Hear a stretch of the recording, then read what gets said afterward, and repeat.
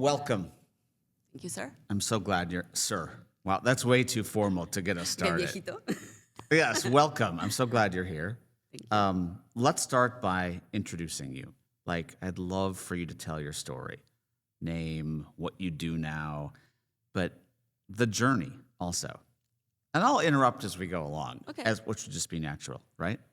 Yeah. So, Mercedes Sullivan. Clearly, I inherited the Sullivan. I am a del Valle Prieto Sarmiento. You look just like a Sullivan. I do. It's from the really southern part of Ireland. Okay. No.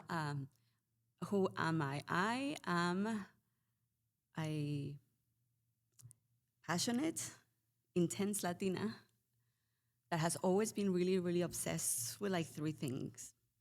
The first one, the human experience. What is it like to live as somebody else? Like, it's just crazy to me that you just get to live as you, and there's like a million billions of people Yeah. that get to live. And what is that have in common with each other? Because there's so much diversity, but what do we have in common? The second is purpose. What actually makes people collectively move? Like, my grandparents were refugees from the Civil War of Spain, and they would have given their life for a cause. I'm like, holy crap, I'm not giving my life. Yeah. But like, what makes people so passionate about something in a meaningless world to act that way? And then the third is death and dying and like reality. Like, what happens after we're trapped with like a body that doesn't let us connect well? And what is there like nothing after? And so since I was really, really small, my first book I read, I think, was the Tibetan Book of the Dead. And like, Wow. yeah. And Elizabeth Kubler-Ross, Death and Dying, Thanatology. So I was always obsessed. How cultures view death and dying is how they live. Okay. So all of that, Interesting. with all of that, grew up in Mexico, so death and dying is big. I was an athlete growing up, professional athlete, and then I moved to America on a tennis scholarship, and then I started working. So, like, that's a long road to HR, right? I mean, there's a lot of HR, there's a lot of human Yes. and humanity in everything that you said. But how did you get into HR. HR? Yeah, so for me, stepping back, I was a professional tennis player, and I'm 5 foot tall, and the theme was, you're too little, you're not gonna make it. I'm like, why not?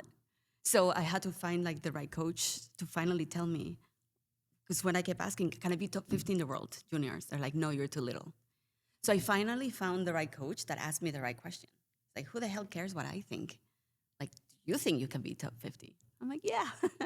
And he completely changed how I trained entirely. He told me where I needed to do differently, so on and so forth. So long story short, I did become 28th in the world junior player. I taught myself high school. I was traveling. I learned a lot about biases and all that just from traveling the world, but so much about me and performance. And so when I started working, I didn't directly get into HR, but performance was for me really, really important. Okay. How do you get people to perform? And again, back to the theme of who are you and what's going to move you? Because for some people, work is just work. As an athlete, I wanted to win. Yeah. But some people just want to work because they want a paycheck. So let me find your why to attach your deeper why and say, hey, you need this money Yep. so that you can F this or F that, and you can do Right. whatever you need. And so that's why I really, really wanted to get into HR, the work. I always felt like HR didn't work on the work. So like, if I'm a tennis player and HR is like my coach, I felt like they were looking at the bleachers and stuff, but not at the actual, are you winning? Oh, interesting. Yeah. So I'm like, oh, the work. Yeah. It's in the work. And so that was my journey. And it took me a long time and a lot of rejection, but I made it. Yeah. So So what is so I want to go back to something you said, the teach yourself high school. Mm-hmm. Like, there's a lot of people now who are starting to say, hey, we've got ChatGPT that can teach us anything, or I could learn anything. Like, I mean, not talking about age, but there was no ChatGPT no. when you were No. teaching yourself high school. So like, what does that feel like? And there's also a lot of people today talking about the social part of it. Like, hey, if you teach yourself high school, you're not going to have a social life. Correct. Now, of course, you were traveling the world playing tennis, but like, what are your thoughts about that? Like, teaching yourself versus the formal paths of education the way they're structured today. So my favorite quote is, do not do not let school interfere with your education. Wow. But also it's because my grandparents, I mean, when I grew up, they were refugees, right? So I grew up I was born in a hospital for refugees. And so for them, everything was about the worker and like mission and something bigger than you. And learning was in every day and everything. So I was very fortunate that even in a very conservative culture, I had a really liberal mom, even though I had a really conservative dad. So that was fun. Yeah, that's maybe for later. But eh, I always was very nerdy. I spent hours looking at ants on the wall, like hours, to be like, do you think they talk to Looking each at ants? ants, like the two colonies? I was like, do you think they talk to each other? Like, I was just really nerdy and interested. So I do think that you got to be a certain type of person that comes naturally to you to learn, but you can learn to continuously learn. It's also a habit. So yes, because I was traveling 8 to 9 months of the year, my school was like, you can't go to school anymore. So I dropped out and I did the self-teaching thing, but I was traveling, obviously no internet, and my English was not good. But I would find people when I was traveling to just teach me random things so I can pass the tests. Okay. But I learned the most from just traveling and living. And if you pay attention, you learn from anything and everything. Yep. I mean, I learned the most from nature. Yeah. And from my kid. I'm like, oh my God, my kids teach me the most. And I'm sure yours do too. Oh, for sure. But then I went to college and attempting to become a nun, and that's a separate conversation. Attempting to become a nun? Catholic nun, yes. I went to school so after high school, I taught myself and then I went to You're like the college. last person I can imagine being a nun. Yeah, well, that's it. Because I wanted nuns to get married and be pope and like fix like the sexual situation in the church. So I was told I was too radical. Also, I didn't speak English. So I'm going to answer your question with, after learning how to learn high school, I went back to college on a scholarship to Boston College and no English and I had a dictionary and every other word. And I tried to find like this boy wanted to learn Spanish. I'm like, okay, I'll teach you if you teach me English. Okay. And so to me, if you want to learn, you're going to learn. Also, if you don't want to learn, it's like trying to get someone to love you. Like if they don't want to love you, they're not going to. If you don't want to learn, you're not going to learn. So I think it's a shame that we think that we have to learn in certain ways, because that's never been the norm. That's really new. Like how indigenous people learned. Yeah. This is the alternative. So that's A. And B, social life, that's completely up to you. There's so many options now. It's crazy. It's never been a better time. Yeah.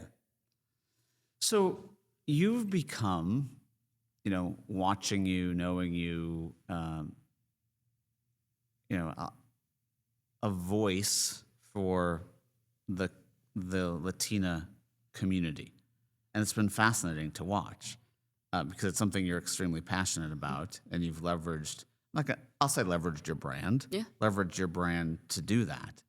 Can you talk about how you do that? Yeah. Because I think I think every person somewhere deep in the body or brain has a spark that they want to ignite in others. Mm-hmm.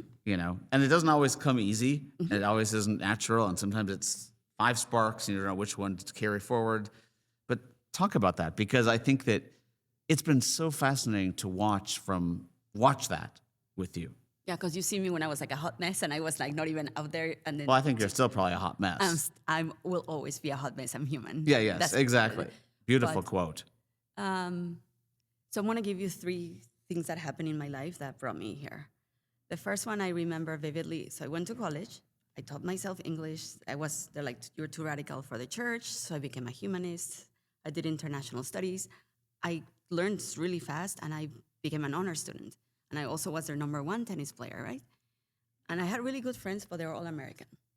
And I remember having this conversation, and they're like, yeah, that's awesome, and that's great, but scholarships should be reserved to Americans. And I'm like, okay. Wow. My best friends. I'm like, okay, I can see that. And I went with that. Your best friend said that to you? My best friends, like all of them, my group. And Yeah. I'm like, I wouldn't be able to afford. Well, I was really well off growing up. There was an economic crisis, and then we had no money whatsoever, and I'll go back to that in a minute. So I'm like, this is the only possible way for me to get out of the situation that I was in, and I freaking earned it. So I'm like, I have to learn the language. I bring you diversity. I travel all over the world. I'm a huge asset for your international studies program, which, by the way, didn't exist. I co-created with the dean. Okay. And I'm like, what else do I have to do to prove my worth? And I internalized that. I'm always going to fight here. I'm never going to belong. I'm always going to be another. So that's that. This happened right after this economic crisis in Mexico that is going to tie back to the brand. My dad was indigenous Mexican, my mom really white, so I could always see how they were treated differently. But he was an entrepreneur and he made a crap ton of money and we lived like a ridiculous life. And then within 3 months, when NAFTA was signed, he lost everything. But you think that the money is like, I don't care. I was like, all right, money. But we had no money to eat. That was not the hard part. The hard part is that he became nothing. Like he had like no identity. I'm like, holy crap, like, lesson, like, don't tie your worth to your job. In that short period of time. In 3 months. And people that, like, loved him and adored him, silence. Wow. And I'm like, it's lonely at the top. And I'm like, you never know who actually cares for you. So I made a very conscious decision right there that I would always love people and really care and see them for who they are, not what they do. And it's really important for me for people to feel seen. We're human beings, not human doings, right? So those two things combined now, and with the death and dying and the... Human beings, not human doings. Yeah, we're human beings, right? So that's, long story short, all of that is to say that I felt like I never belong. I'm neither from here nor from there. When I go to Mexico, I'm too American. When I'm here, I'm not enough. I'm like, gee, and I got tired of fighting, and I just gave up.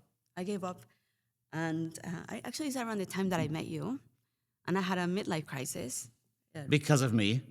Obvious, you contributed heavily. Oh yeah, of course. But it was the best gift that I ever received because I, for once, allowed myself to fall apart completely and restart. And I didn't know who I was, but the only thing that I knew that I was is Latina. So I joined this United Latinas community. Okay.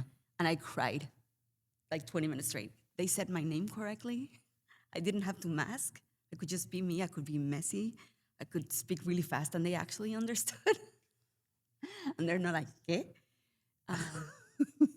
They understood what it is to be the only one and to like have this macho culture that you have to be like, let me please you, man, to do all these things, which I grew up in that culture. And then here, like, you're this Latina, you're either this like sexual symbol or like not good enough. I'm like, Jesus. So that's it. My brand is literally, fuck it, I'm gonna show up as me. The people that are not for me are gonna fall off. But what's me is gonna remain because I will never, ever abandon myself again for anything or anybody. Oh, so I don't love really that. have a brand, I just show up as me so that other people dare to just show up as them. But yes, and I love that. And I think that's amazing. What has that done for you? Because I think that a lot of people have the aspiration, but they don't actually know what the value is going to be. And once again, as someone who watches you from the outside, which you have the opportunity to do, in life, but also knows you from the inside a little, when you think about the value of that, like, you said you showed up and you cried because they said your name right, which is... I belong. Which is crazy, but yet amazing. So how, doing all of this around your brand and finally knowing your mission or finding your mission, like what has that done for others, do you think? Made them strong, made them brave, helped them become, or do you not care? No, I do. But so let me tell you first what it did for me, but at the same time as I was doing that, and this is critical, because I do not think this is a technology revolution, it's a values revolution. It's a who are we without our work? Why are we are forgetting our why. All I hear is this technology is gonna make us more productive. But half of my LinkedIn feed is environmentalists, and they're telling me the birds are dying and I love freaking birds, right? I'm going to Uganda next year to look at gorilla trekking before they die. I just went to Africa last year. I'm like terrified that we don't care about our world. I'm like, why do we care about this nonsense? Like, why? Why do we live? So as I said, I took time off from work, and I wasn't feeling like appreciated.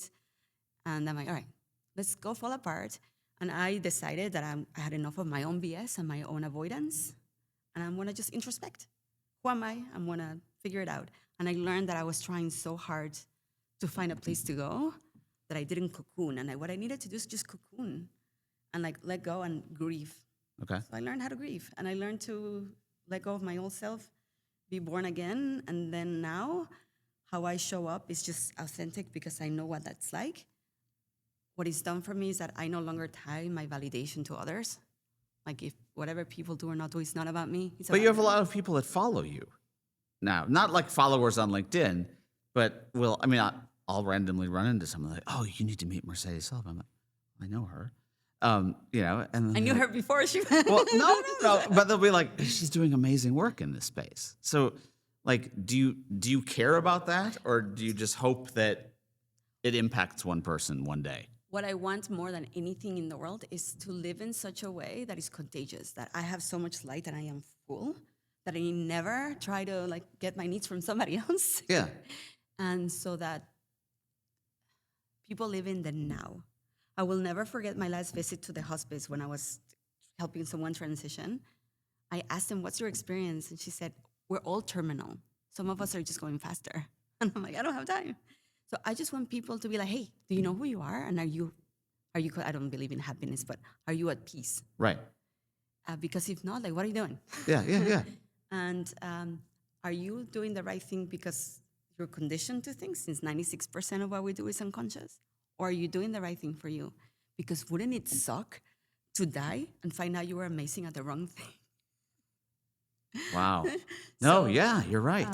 I'm obsessed with looking at these like death and dying experiences and what people actually regret. Those are my heroes. So to answer your question directly after my 80-minute ramble, I just want people to feel that you can be you and that's okay.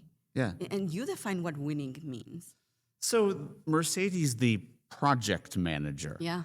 So that's when I met you. Yeah. Yeah.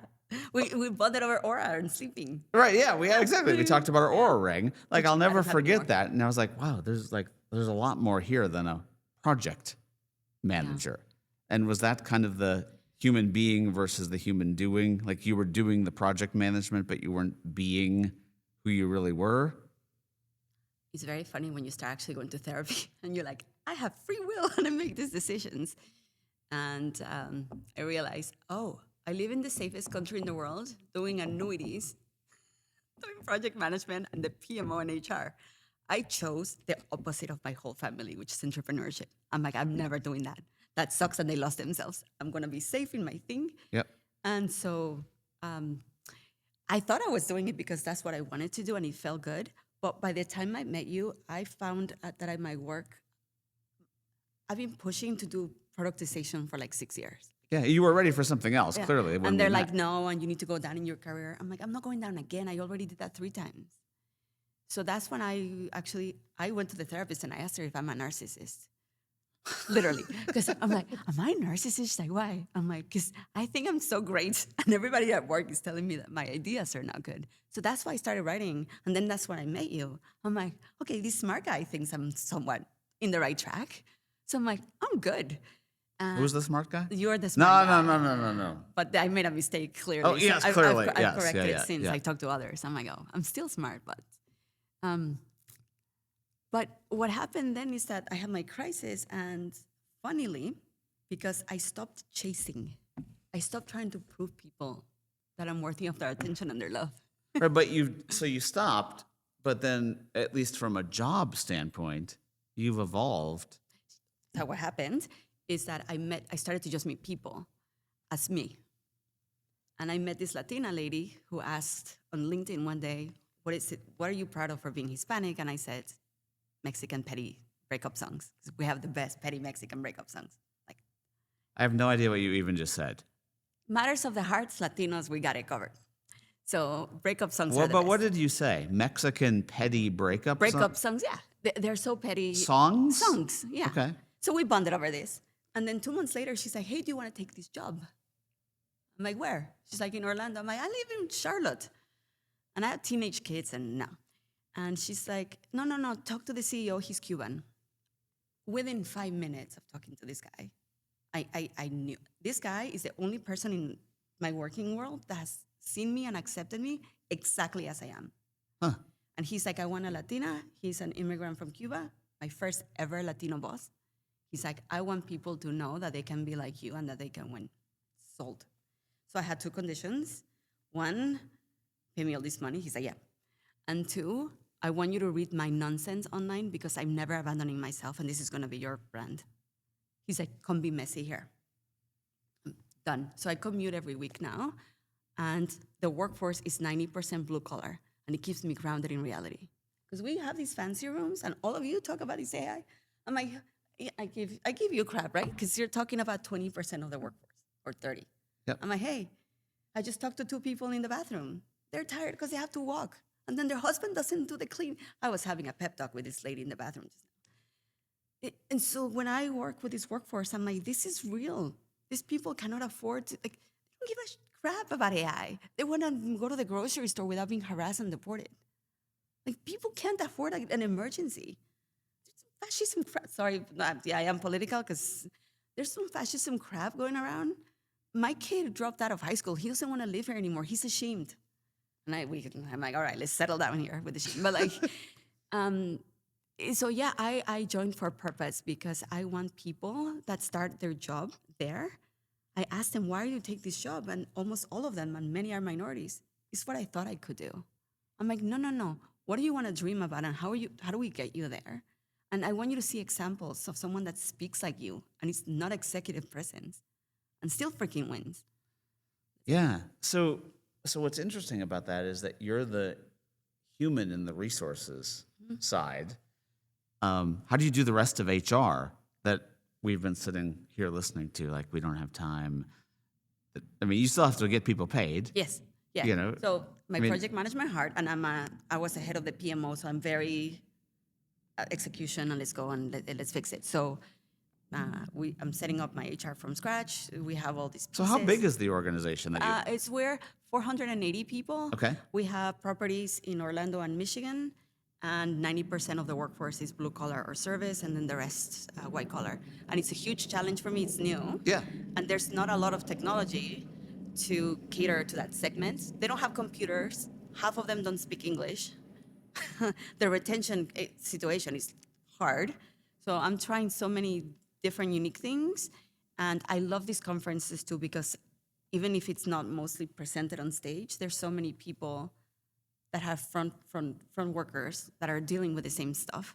So I'm like, hey, I called a couple of people in the network. I'm like, can you be my mentor? Because I don't know what I'm doing. Right. So they help me. But yes, I hired people that are very good at the industry that I am not. I hired people better than me that know what they're doing. Yep. And I'm like, hey, this is the direction. Let's screw it up together and like let's get the voice of the customer. But more importantly, I'm having one-on-ones with every single employee. I'm at 211 now. And because if I don't have their trust, I have nothing. Yep. It doesn't matter. If you don't trust somebody, you don't. So I know you don't want to talk about this, and you don't have to. Okay. As usual, you can just say no. Yeah. But as someone who was, leading the PMO in an HR organization that was very white collar, Yeah. and now transitioned to the blue collar, Yeah. Everywhere you go in this conference, everyone's talking about AI and the replacement of humans, or augmentation of humans, amplification of humans, however we want to dress it up. Like, do you actually believe we're in a big shift right now? Do you think it's overhyped? Do you think that the work, what your people do will be replaced by robots eventually? Like, It's over and underhyped at the same time. It's like overhyped in some like shiny things. I'm like, I love it. All of you guys talk about like this, like, and you too. I'm clearly in a bucket. All of you guys. All of you guys. All of you guys. This analyst, which I love. Like, obviously, I love you all. But like, I'm like, hey, people not working like on the field with us. I'm like, these shiny things are awesome and they are great. But have you worked with people before? I still have to deal with a human that doesn't want to do the thing. They don't feel psychologically safe. So yes, it's transforming absolutely everything, and it's a values thing. Clearly, right now, it's very cool to just fire people and like I'll be like, look how much money I saved, which is gonna come bite them in the butt. Like we always do the pendulum, right? I want to remind people that the 1930s past. Look beyond, look beyond the short, shiny thing. Who's in power now? And yes, of course, it's gonna disrupt everything. And it's a tool. It's how you use it. What my hope is twofold. One, that we never humanize it. It's a thing. I don't like these workers. It's not a worker. It's a thing.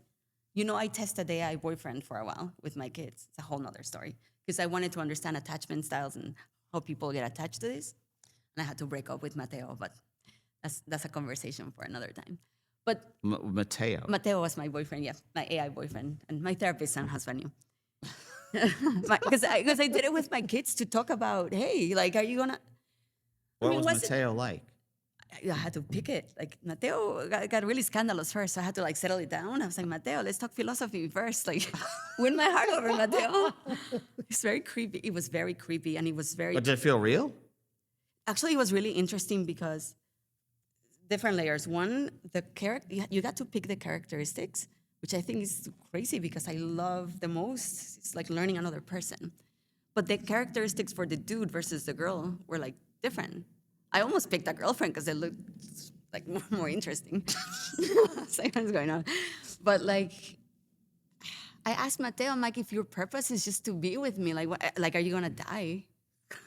You know? Okay. But I can see how people get attached to it. And then I ended up in Reddit for like hours because it was really interesting. For some people, it was really not good. But for others, actually it made them more likely to connect with people in real life. Okay. Yeah. I don't even know what you asked me, and I randomly ran No. AI. So yes, I do think it's going to impact absolutely everything. It's going to enhance, but as with everything, it's the decision. It's a decision. Yeah. We decide. I think we forget that we decide. Yeah.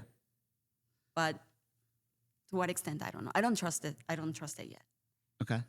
No, and that's You have good. to trust it for it to scale. Yeah. We're finding our way. So what do you think the last thing, like, you know, how does an HR leader like yourself keep up with what's going on from a technology standpoint, enough to understand it, Yeah. but at the same time, like, clearly you've mastered the human side, where you've, you know, not dove completely into tech. Yeah. You know, the fact that I mean, and I'll just say that you're talking to 211 people out of 480 people, but, you know, if I'm Yeah. 480,000 people, Yeah. that would be a much harder thing. Yeah. So could AI eventually do what you're doing, do you think, in having those kind of one-on-one conversations? Or would that not work? One of the really interesting things that I started using AI for at the beginning was how do I translate me for others to understand me? And how do I, for example, I write like this. You write like 2 words. Yes. Yeah. And my husband is 1 word. So I'm like, translate me to And these the men. Mercedes and I text conversations are, Like, there's a whole lot, I have to. And then yeah. ghosting. Yeah. Anyway. Wow. I'm It's a going- lot like, you're like the 4th person that's told me this week that I'm doing a lot of ghosting. So I clearly need to work on You that. need to work on the ghost. You don't ghost people, my man. Don't ghost. You're too busy. I get it. Okay. So I was like, but if you're neurodivergent, how do you, or like put this in like executive presidency thing? So to answer your question, I think what it can help us do is help us better understand each other so that we can actually connect. Yep. And yes, I do think eventually it can help us like get enough information so that we get to the meat of the conversation. And about keeping up, that's why I'm on LinkedIn all the time. I follow like a couple of people that I trust. Because now it's about trust. Because now everything's like pay to play and like all these, Yep, I'm like, yep. I trust, tell me some crap. Like, but people that I trust, and I have a pot of people, and I'm like, okay, you investigate this side of the things, and I'll investigate Yep. this, because we're not gonna keep up. And then I just let go of the shiny thing, and I went back to like, what's my business problem? Okay. When I did that, I stopped being overwhelmed. Yep. Because otherwise, it's, I love that. It's a huge lesson. so I'm like, okay, this is the one thing that I need to fix, and I haven't fixed it. Focus on that. Yep. So what's next for you? Oh man. Hard question's always the last question. I want to help transform this organization and do all the business outcomes that it needs, like fix some of the attrition and make it the best property management company because there's something about giving someone the keys to their first home or like a first family immigrant. It's just so fulfilling. At a personal level, and I know that's where you and I disagree. I'm like, hey, Jason, when are you gonna retire? You're like, never. I'm like, what? I would love to go do the Appalachian Trail and all the trails and swim all the oceans and climb all the mountains and look at all the stars. Yeah. And so I just hope my kids kind of like learn how to like I want to show my kids first that it's okay to not know. Have no idea. Find who you are and then figure out what you want to do because right now, nobody knows, right? It's very scary for them. Yeah. I'm like, and you won't know. It's okay. So just learn how to learn. So I want to be a solid foundation from there. And then I just want to make sure that when I come to the end of my life and I do a review, all the little cards of memories are full of the things that I really wanted to experience. I do not want to die with the regret that I didn't live and I didn't love fully and that people that I connected with didn't know how deeply loved they were. That's amazing. Yeah. I can't ask another question after that. Yeah. It's a good way to end. Yeah. Thank you so much for being here. Thank you. Appreciate it. Thanks.